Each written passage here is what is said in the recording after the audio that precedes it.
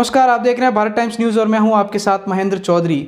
जिन लोगों ने अपनी जान जोखिम में डालकर मौत के मुंह में हाथ डालकर कोरोना जैसी भयंकर महामारी से राजस्थान को बचाया, जब मां अपने बेटे को हाथ लगाने से डर रही थी, भाई के पास नहीं जा रहा था, तब कोविड स्वास्थ्य सहायकों ने घर घर जाकर सैंपलिंग की, वैक्सीनेशन किया, दवाइयाँ बांटी। आज उन्हीं कोविड सहायकों को, कोरोना योद्धाओं को सरकार ने नौकरी से निकाल दिया है। पिछले 7 दिनों से जयपुर में शहीद स्मारक पर धरने पर बैठे कोविड स्वास्थ्य सहायकों की सुध लेने सरकार और जिम्मेदार लोगों का कोई नुमाइंदा तक नहीं पहुंचा है, न ही कोई प्रतिक्रिया सरकार की तरफ से आई है।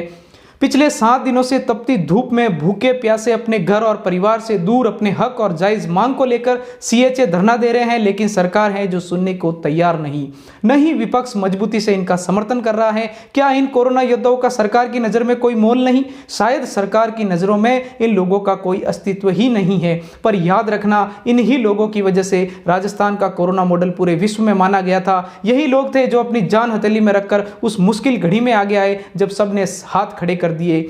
सीएचए ने भी हार कहां मानी है, वो भी इंकलाबी इरादों से चट्टान की तरफ मजबूती से खड़े और कह रहे हैं कि जब तक उनका नर्स ग्रेड द्वितीय के अनुसार वेतन और संविदा कैडर 22 के अनुसार पुनः 1 अप्रैल से नियमित नहीं माना जाएगा, तब तक हम यहां धरने पर बैठे रहेंगे। वहीं 5 लोग धरने पर आम मरण पर अनशन पर बैठ गए हैं, जिनकी तबीयत दिन ब दिन बिगड़ती जा रही है, लेकिन सरकार है जो इनकी सुध तक नहीं ले रही है। शायद सरकार की नज़र में अब इनका काम खत्म हो चुका है, क्योंकि कोरोना भी शायद खत्म हो चुका है। इसलिए अब इन सीएचए की कोई वैल्यू नहीं है सरकार की नज़रों में। शायद तभी भी 7 दिन से भूखे प्यासे तपती धूप में ये लोग शहीद स्मारक जयपुर में सीएम के बिल्कुल नज़दीक धरने पर बैठे हैं, और सरकार है जो उनकी कानों तक आवाज़ भी नहीं पहुंच रही है। शायद सरकार बहरी लगती है।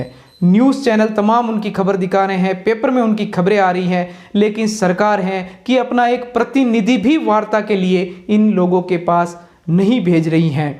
बेरोजगारी का एक तो इतना बड़ा आलम, वहीं सरकार ने 2 साल पहले इनको एक लॉलीपॉप दे दिया नौकरी का और काम निकलवा लिया, अपना 2 साल तक काम करवा लिया इनको, और अब जब इनकी ज़रूरत शायद सरकार के अनुसार ख़त्म हो गई है तो इनको काम से ही निकाल दिया गया। अब बताएं ये युवा कहाँ जाए? इन लोगों को घर से ताने मिल रहे हैं, इन लोगों को समाज से ताने मिल रहे हैं कि तुम्हारी तो सरकारी नौकरी लगी थी, अब नौकरी का क्या हुआ?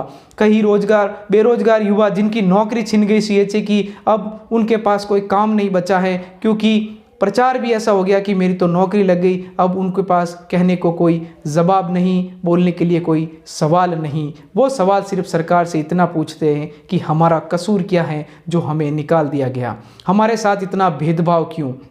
यूटीबी योजना के तहत उन्होंने नर्स और लैब टेक्नीशियन के साथ कई लोगों को भी निकाला था, लेकिन उनकी मांगे मान ली और उनका संविदा जो वर्ष है वो 1 वर्ष में बढ़ा दिया है 2023 तक। लेकिन सीएचओ ने ऐसा क्या कसूर किया, कोविड स्वास्थ्य सहायकों ने ऐसा क्या गुनाह कर दिया सरकार के सामने जो उनकी संविदा आगे नहीं बढ़ाई गई?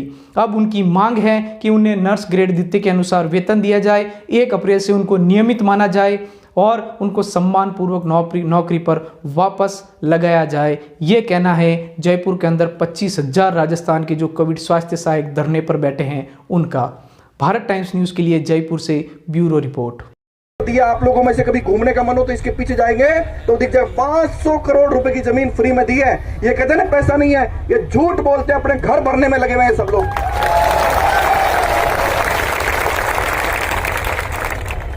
और उसके बदले में क्या किया देखो, सेठ जी का हिसाब किताब। सेठ जी ने उस 500 करोड़ की जमीन को 99 साल की लीज पर क्या कह के दिया है कि जो नाले की जमीन है इसमें वो पार्किंग बना देंगे कार की, वहां के मोहल्ले वालों के लिए। आप कभी जाना इधर और पार्किंग देखोगे तो आपको यह भी पता चलेगा इस पार्किंग का भी 30 साल तक किराया सेठ जी ही वसूल करेंगे। कौन सा घोटाला ऐसा जो नहीं कर रहे हैं? इतिहास रच दिया है खनन विभाग में, खान विभाग में घोटालों का। शांति धारीवाल नंबर 1 पर है तो नंबर 2 पर प्रमोद जैन भाया है। कोई पीछे नहीं है, जिसको मौका मिल रहा है वो रगड़ रहा है जनता को। जो ज्यादा चपड़चू करता है उसका विभाग चेंज हो जाता है, उसको खांचे में लगा